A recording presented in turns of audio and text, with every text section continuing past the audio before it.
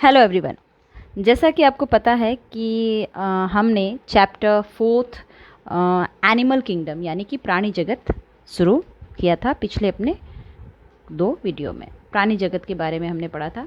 प्राणी जगत के अंतर्गत उन सभी जंतुओं को रखा गया है जो बहुकोशिकीय होती हैं, यूकैरियोटिक होती हैं, जिनकी कोशिका बहुत अच्छे से सुविकसित होती है, केंद्रक झिल्ली उपस्थित होती है, कोशिकांग होते हैं, पाए जाते हैं, है ना। और कोशिकांग भी अपनी अपनी झिल्लियों से एकहरी झिल्ली और या दोहरी झिल्ली से परिबद्ध होती है।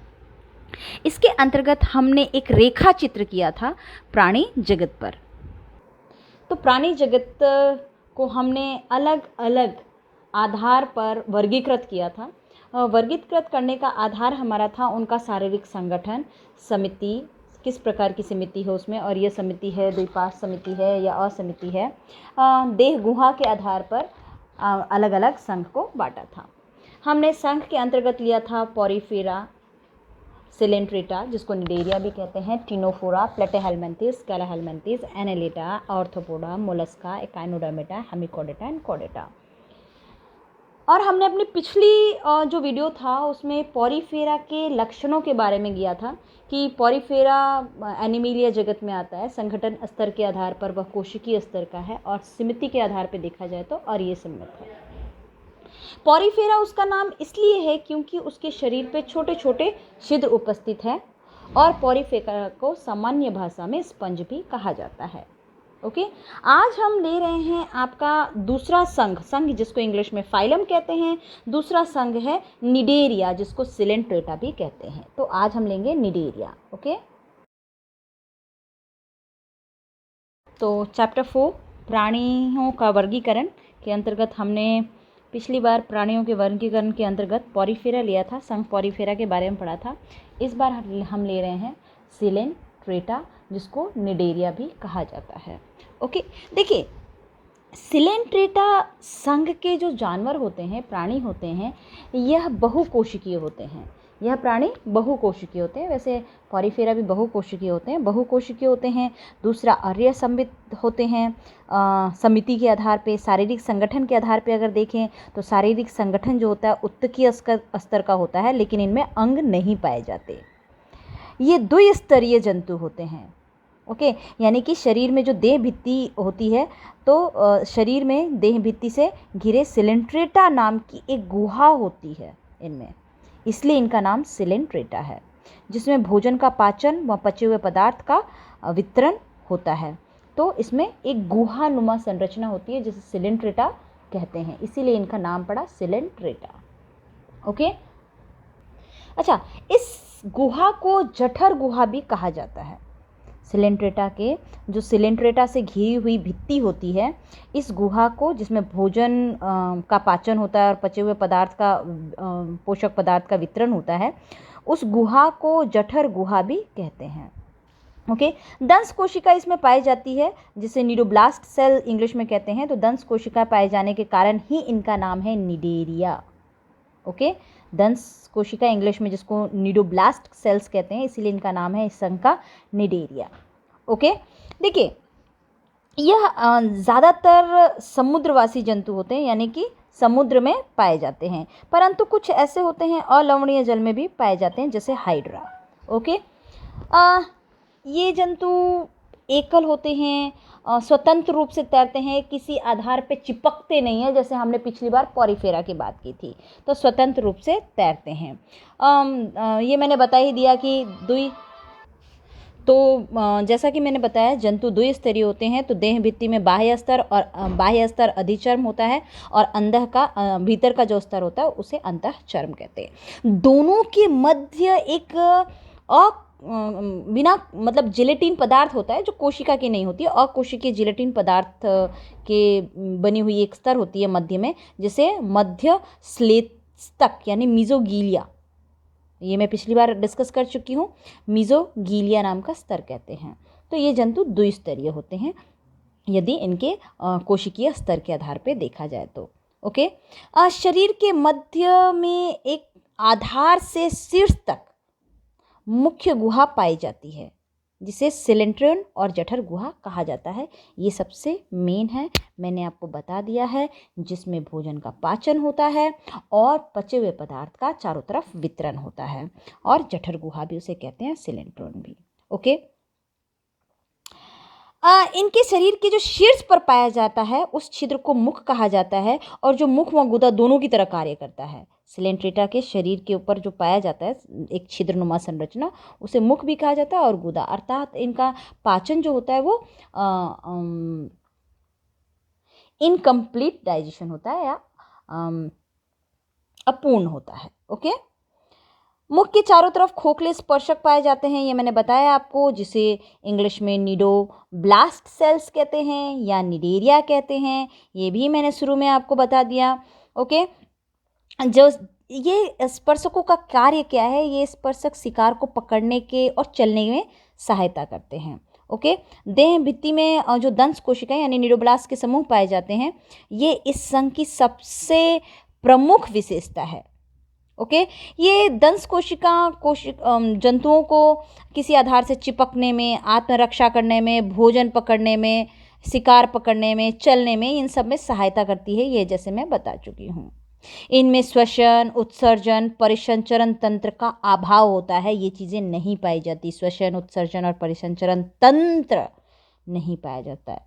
तो श्वसन क्रिया कैसे होगी? चूंकि जीवित है तो श्वसन क्रिया होती है, परंतु उनके शरीर के बाहर की सामान्य त्वचा जो होती है, सामान्य सतह जो होती है, उससे होती है और विसरण विधि द्वारा होती है। 9th-10th में आपने विसरण विधि को पढ़ा होगा। उच्च सांद्रता से निम्न सांद्रता की ओर चीज़ों का गमन होता है जो। ओके, इसको हम बाद में 12वीं में अच्छे से डिस्कस करेंगे, और आपकी केमिस्ट्री में भी है तो आप इसको समझ सकते हैं बहुत आसानी से। ओके, उच्च higher concentration to lower concentration की तरफ, लोअर कंसंट्रेशन से हायर कंसंट्रेशन की तरफ, यानी कि निम्न सांद्रता स्तर से उच्च सांद्रता स्तर की तरफ किसी भी पदार्थ का गमन। ओके, और चूंकि विसरण है तो गैसों का गमन कहलाता है। ओके, तो चूंकि श्वसन की बात कर रहे हैं तो गैसों की बात कर रहे हैं। इस संघ में तंत्रिका कोशिकाएं जो होती है वो देह भित्ति में फैली हुई होती है चारों तरफ, और एक जालनुमा संरचना बनाती है। ओके, तो तंत्रिका तंत्र अध प्रकार की होती है, प्रिमिटिव एक जालनुमा संरचना, हमारी तरफ पूरी तरह से विकसित नहीं होती है। पाचन क्रिया बाह्य कोशिका और अंतः कोशिका दोनों प्रकार का होता है। ये प्राणी द्विरूपीय होते हैं। ये जो होते हैं प्रथम रूप में बेलनाकार अलैंगिक होते हैं। ओके, और द्वितीय रूप में छत्राकार घंटी के समान होते हैं। तो दो तरीके के होते हैं, याद रखिएगा, एक बेलनाकार और दूसरे छत्रक घंटी के आकार का। जो बेलनाकार होते हैं उनको पॉलिप कहा जाता है, और जो छातेनुमा होते हैं उन्हें मेडूसा कहा जाता है, जो चित्र में मैं आपको दिखा रही हूँ। ओके,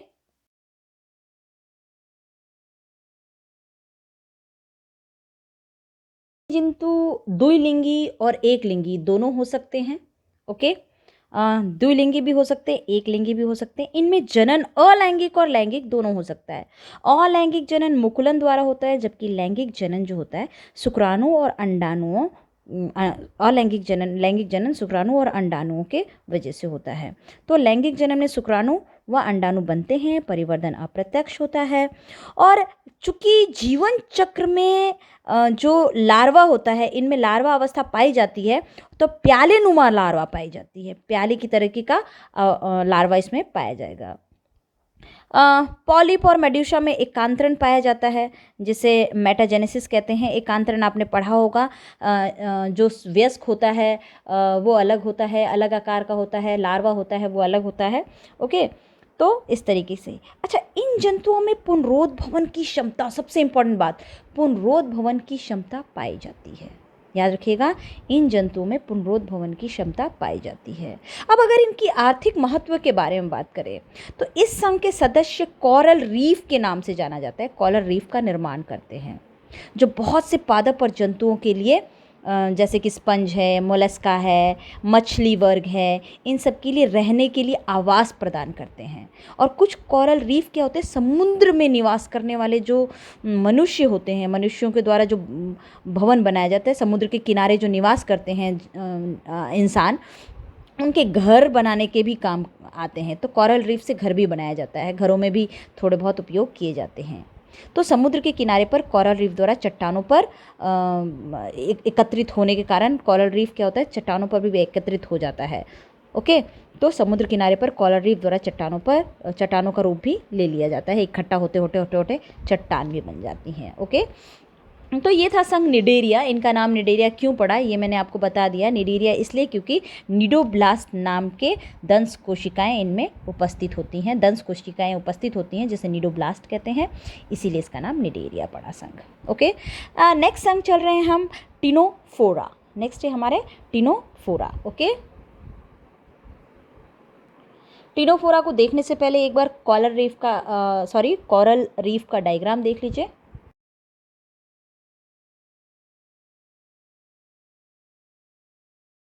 ओके, तो अब ले लेते हैं संघ टिनोफोरा, जो तीसरा संघ है प्राणियों जगत का।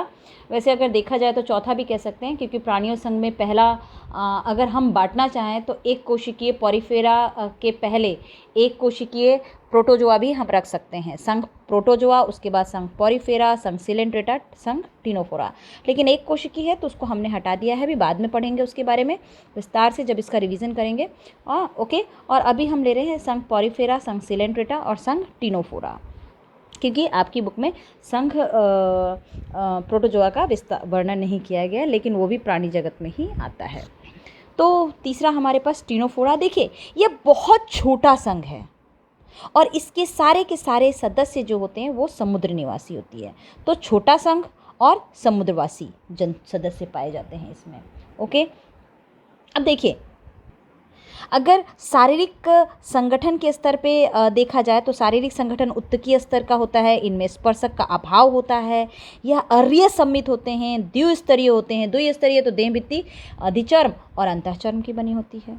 ओके, शरीर में 8 बाह्य पक्षमाभी कंकाल पट्टिकाएं उपस्थित होती हैं। बाह्य पक्षमाभी कंकाल तंत्रिकाएं जो पट्टिकाएं होती हैं वो इनके चलने में सहायता करती हैं, चलने फिरने में सहायता करती हैं। ओके, पाचन अंतःकोशिकीय भी हो सकता है और अंतराकोशिकीय, दोनों प्रकार का। टिनोफोरा की मुख्य विशेषता याद रखिएगा, तो यहाँ मैं लिख के देती हूँ मुख्य विशेषता इसकी। इसमें क्या होता है, जीव बायोल्यूमिनस, ठीक है, जिसे इन हिंदी में शायद आपके जीव संदीप्ति कहते हैं, जीव संदीप्ति विशेषता बायोल्यूमिनस। अगर आपको याद रहता है तो ये याद रखिएगा, मुख्य विशेषता होती है जीव संदीप्ति, है ना। जो प्राणी होते हैं इनमें प्रकाश उत्सर्जन करने की क्षमता होती है, प्रकाश को उत्सर्जित करते हैं, ये लाइट निकलती है इनमें से, ये अपने आप में चमक पैदा करते हैं। आपने पिक्चरों वगैरह में देखा होगा कई ऐसे जानवर होते हैं जो चमकते हैं, है ना, तो आपने ऐसा देखा होगा। ये जीव द्विलिंगी होते हैं। ओके, द्विलिंगी बाइसेक्सुअल मैंने आपको बता रखा है।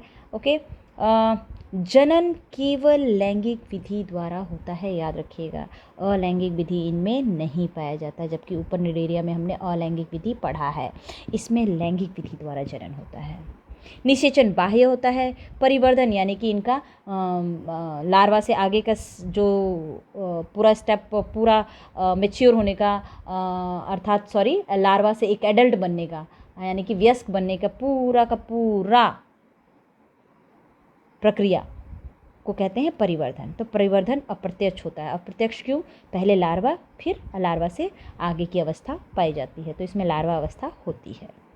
ओके, उदाहरण के लिए टिनोप्लेना, इसका उदाहरण टिनोप्लेना, टिनोफोरा के अंदर। ओके, नेक्स्ट एक और संघ ले लेते हैं, जो कि हमारे पास टाइम है, तो नेक्स्ट संघ लेते हैं हम प्लेटेहेल्मिन्थिस। ओके, नेक्स्ट संघ प्लेटेहेल्मिन्थिस। टिनोफोरा का खास गुण याद रखिएगा, जीव संदीप्ति बायोल्यूमिनस, इनमें प्रकाश उत्पन्न करने की, प्रकाश उत्सर्जन करने की क्षमता होती है, चमकते हैं, और ये जीव में केवल लैंगिक विधि द्वारा ही जनन कर सकते हैं, सबसे छोटा संघ है। ओके, और जितने भी इसके जानवर मिलते हैं वो समुद्रवासी ही होते हैं। ओके, नेक्स्ट लेते हैं प्लेटेहेल्मिन्थिस।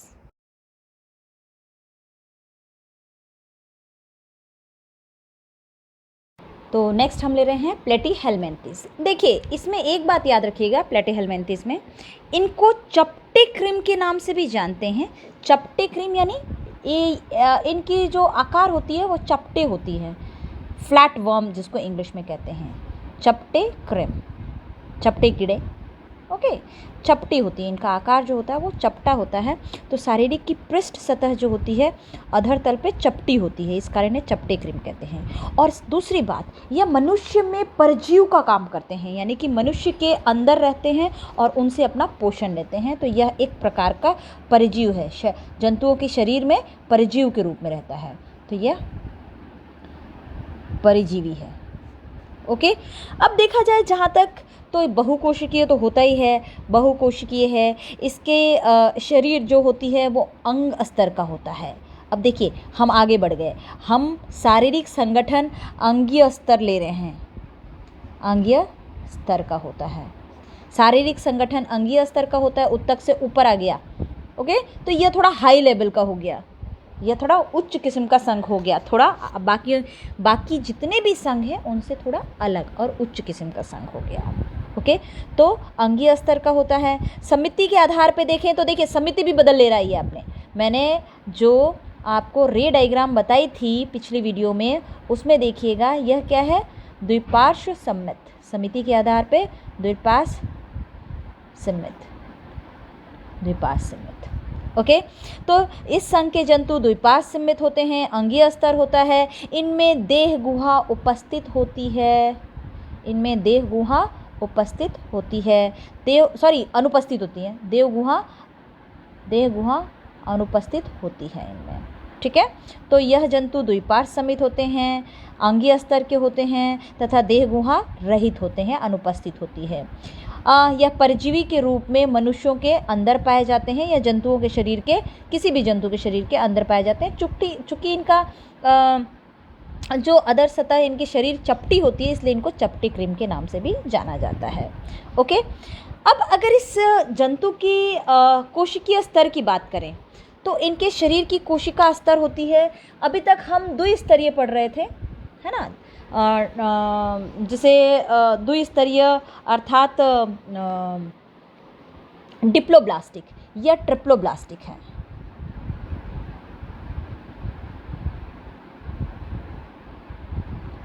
ट्रिप्लोब्लास्टिक या कह सकते हैं त्रिस्तरीय, यह त्रिस्तरीय है।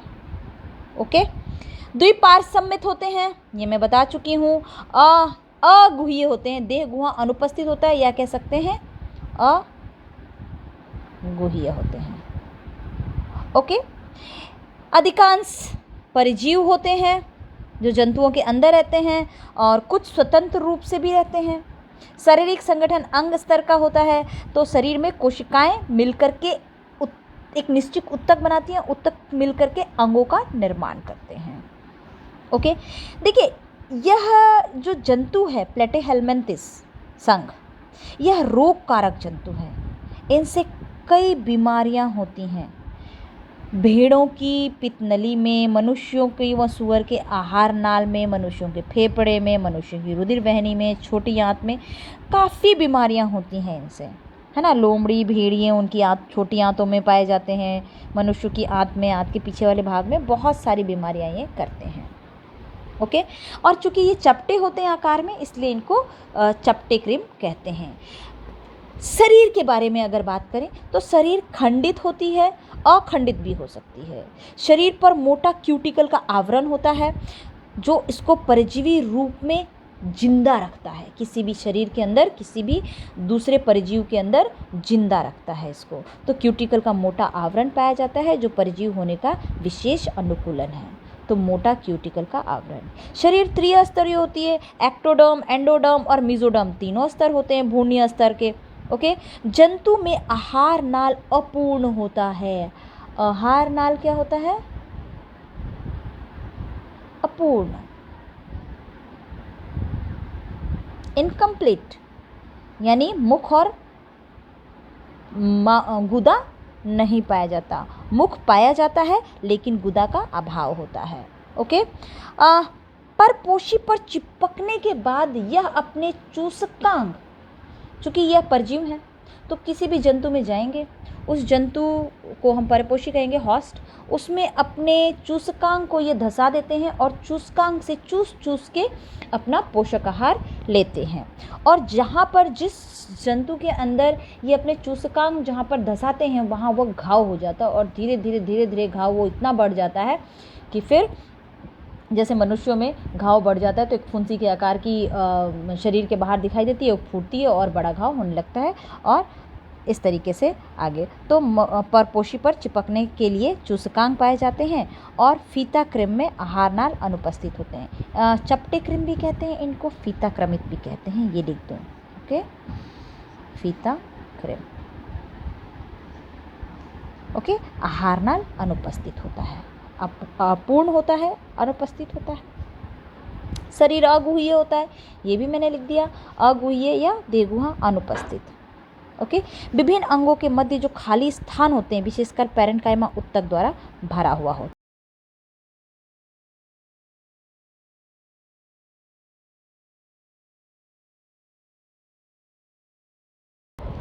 देखिए, यदि प्लेटेहेल्मिन्थेस के श्वसन के बारे में करें तो श्वसन सामान्यतः शरीर के सतह द्वारा होता है। प्लेटेहेल्मिन्थेस का जो श्वसन प्रक्रिया होती है वो सामान्यतः शरीर के अंगों के सतह के द्वारा होता है, ऊपर के हिस्से के द्वारा, बाह्य सतह द्वारा। ओके, तो इनमें प्राय अवायवीय श्वसन पाया जाता है, तो यहाँ लिख दीजिए अवायवीय श्वसन प्राय पाया जाता है। ओके, एनारोबिक रेस्पिरेशन इंग्लिश में जिसे कहते हैं अवायवीय श्वसन, प्रायः अवायवीय श्वसन पाया जाता है। सबसे इम्पॉर्टेंट, इनमें ज्वाला कोशिकाएं होती हैं। ये पूछा जाता है कई कॉम्पिटिटिव एग्ज़ाम में, किस संघ में ज्वाला कोशिकाएं उपस्थित होती हैं। ज्वाला कोशिका इंग्लिश में कहते हैं फ्लेम सेल्स। फ्लेम सेल्स इनमें उपस्थित होती हैं। ठीक है, क्या कार्य होता है इन ज्वाला कोशिकाओं का? अगर कार्य की बात करें तो ये उत्सर्जन में हेल्प करती हैं। ओके, इनका कार्य है उत्सर्जी पदार्थों को शरीर से बाहर निकालना। तो उत्सर्जन के लिए विशिष्ट कोशिकाएं पाई जाती हैं जिनको ज्वाला कोशिका कहा जाता है। ओके, इस सदस्यों में अंतःकंकाल, श्वसन तंत्र, परिसंचरण तंत्र ये सब नहीं पाया जाता। ओके, श्वसन तंत्र नहीं होता। श्वसन तो सामान्यतः मैंने बताया कि शरीर के बाह्य सतह, समान सतह द्वारा होता है। उत्सर्जन तंत्र नहीं होता, लेकिन उत्सर्जन के लिए कोशिका ज़रूर पाई जाती है। उसी तरह श्वसन तंत्र, परिसंचरण तंत्र ये सब नहीं होते, इनमें इनका अभाव होता है। मध्य चर्म द्वारा पेशी तंत्र का विकास होता है, यानी पेशीय तंत्र होती हैं। और पेशियाँ मुख्यतः 3 प्रकार की पाई जाती हैं, अनुदैर्ध्य, वृत्ताकार और त्रियक। ओके, 3 पेशियाँ पाई जाती है, अनुदैर्ध्य, वृत्ताकार और त्रियक पेशियाँ। ओके, और ये पेशियाँ अलग अलग कार्य में इनकी मदद करती हैं, चलने फिरने, गोल होना, इन सब। देखिए, तंत्रिका तंत्र पाया जाता है इनमें और सीढ़ीनुमा और गुच्छे के रूप में होता है। तो लिखिएगा, तंत्रिका तंत्र उपस्थित व गुच्छक और सीढ़ीनुमा आकार में। अब जनन की बात करें, लिंग के आधार पर इन जंतुओं की बात करें तो ये द्विलिंगी जंतु हैं और कुछ जंतु ऐसे भी होते हैं जो इनमें एक लिंग के भी पाए जाते हैं। कुछ, सामान्यतः ये अधिकांश जो पाए जाते हैं द्विलिंगी, परंतु एक लिंगी भी इनमें पाया जाता है। ओके, तो द्विलिंगी, एक लिंगी जंतु। जनन तंत्र इनका पूरी तरह से विकसित होता है परंतु जटिल होता है। इनमें पीतक ग्रंथियां भी पाई जाती हैं और पीतक का निर्माण होता है। ओके, पीतक ग्रंथियां, पीतक का निर्माण होता है। और निषेचन अगर बात करें तो निषेचन आंतरिक होता है। इन जंतुओं में आंतरिक निषेचन पाया जाता है, जो स्वनिषेचन और परनिषेचन के प्रकार का ही होता है। पढ़ा था हमने 10th में पढ़ रखा है आपने, स्वनिषेचन क्या होता है और परनिषेचन क्या होता है। अब इनका ग्रोथ, डेवलपमेंट जिसे कहते हैं इंग्लिश में परिवर्धन, ये प्रत्यक्ष भी हो सकता है और अप्रत्यक्ष भी। तो जीवन चक्र जो है वो जटिल है।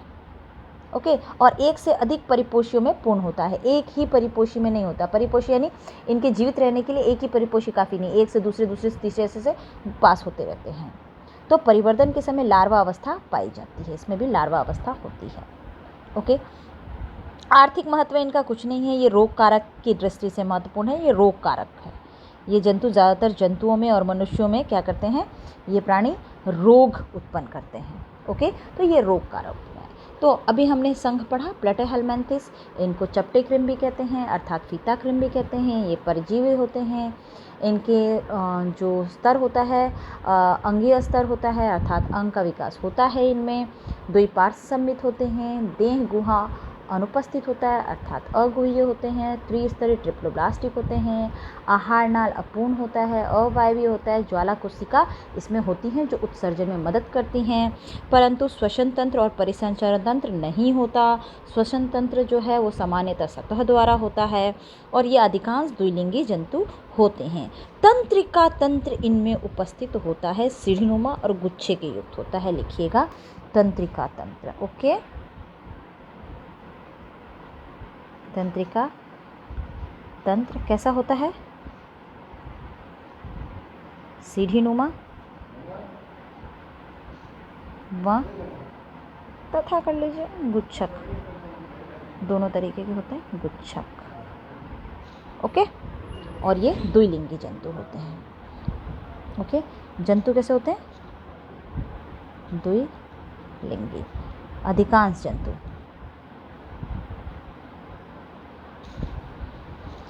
ऑप्शनल तो आपको पता ही होते ही हैं, कुछ एक लिंगी भी होते हैं। ओके, तो ये ज़रूर लिख लीजिएगा प्लेटेहेल्मिन्थेस। ओके, यह रोग कारक जंतु हैं, इनसे कई प्रकार के रोग होते हैं। ओके, तो हम अपने इस वीडियो में हमने आपके 3 संघ के बारे में पढ़ा। पहला संघ सिलेंट्रेटा, टिनोफोरा और last Platyhelminthes. Okay, Coelenterata, Ctenophora and Platyhelminthes. Okay, इन तीनों के लक्षण आप याद कर लीजिएगा और लिख लीजिएगा। हम अगली वीडियो में अपने दूसरे संघों के बारे में पढ़ेंगे, जैसे कि निमेटोडा है, एनालिडा है, इनके बारे में पढ़ेंगे, इनके लक्षण करेंगे क्या है और किस प्रकार के आवास में मिलते हैं और इनके आर्थिक महत्व के बारे में पढ़ेंगे। आज के लिए इतना ही।